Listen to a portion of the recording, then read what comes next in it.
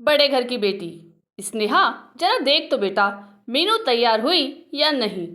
बारात आने वाली है। सुमित्रा देवी व्यग्रता से बोली। माँ जी, आप चिंता ना करो, मैं मीनू के कमरे से ही आ रही हूँ, बस कुछ पल की ही देरी है। नहीं बेटा, वह बारात के आने पर वे लोग मीनू को ही बुलाएंगे।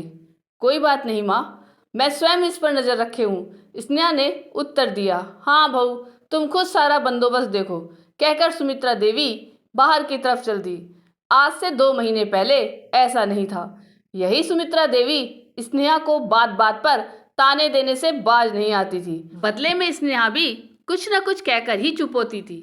यूं ही जब राजेश और स्नेहा की शादी हुई थी तो सुमित्रा देवी को यह रिश्ता पसंद नहीं आया। एक तो दोनों की लव मैरिज थी, दूसरे दोनों के स्टेटस में बड़ा फर्क था। जहां राजेश एक मीडियम क्लास परिवार से था, साथ ही 2 शादी लायक बहनें भी थी। उनके अनुसार भाई की लव मैरिज का असर दोनों बहनों की शादी पर पड़ेगा। साथ ही स्नेहा एक धनाढ़ परिवार से थी। उसके पिता एक बड़े गांव के तालुकदार थे। पड़ोस के गांवों में भी उनका काफी नाम था। परिवार गांव का था, पर उन्होंने अपने दोनों बच्चों को शहर में रहकर शिक्षा दिलाई थी। पहले तो अपने बराबर का परिवार न मिल पाने से दुखी थे, पर बाद में बच्चों की खुशी को देखते हुए शादी कर दी। सुमित्रा देवी को बहू के अमीर घराने को देखते हुए हमेशा उससे नाराज रहती। स्वयं को उससे कम आंकना पड़ता। वह उसे बड़े घर की बेटी है तो क्या यही करेगी? यह हमारा घर है, यहाँ ऐसा नहीं होगा, कहकर उसे बात बात पर ताने देती। शहर में पली बड़ी स्नेहा भी ससुराल के निर्देशों को व उनके तानों को सह नहीं पाती। वह पलट कर जवाब दे देती और दोनों में महाभारत छिड़ जाती। राजेश और राजेश के पिता दोनों को समझाते, पर घर का माहौल ज्यादातर तनावपूर्ण ही रहता। दोनों बहनें भी स्नेहा को ही गलत मानती। उन्हें लगता कि बड़े घर की बेटी होने के कारण ही उनका भाई उनसे छिन गया है। स्नेहा को वह किसी गिनती में नहीं रखती। अभी ऐसे ही जिंदगी चल रही थी कि राजेश को नौकरी के सिलसिले में अमेरिका जाना पड़ा। स्नेहा साथ जाना चाहती थी, पर वीजा न होने पर जा नहीं सकती।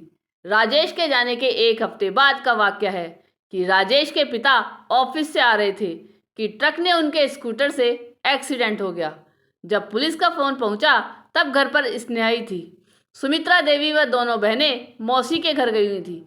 उनको फोन किया तो फोन बंद मिला। स्नेहा अकेली अस्पताल पहुंची। डॉक्टर ने तुरंत ऑपरेशन करने को कहा। घबराकर उसने फैसला तो करवाने का लिया, लेकिन अकेली ही ऑपरेशन करवाया। खून देने की जरूरत पड़ी तो स्नेहा का ब्लड ग्रुप मेल खाने पर ब्लड भी दिया। और इन सब के बाद छोटी ननद का फोन मिला तो उन्हें सूचना दी। सबके पहुंचने पर डॉक्टर ने जब सबके सामने कहा कि स्नेहा नहीं होती तो इनका बचना मुश्किल था, तो अनायास ही सुमित्रा देवी की आंखें छल छलाई तथा उन्होंने स्नेहा को गले लगा लिया।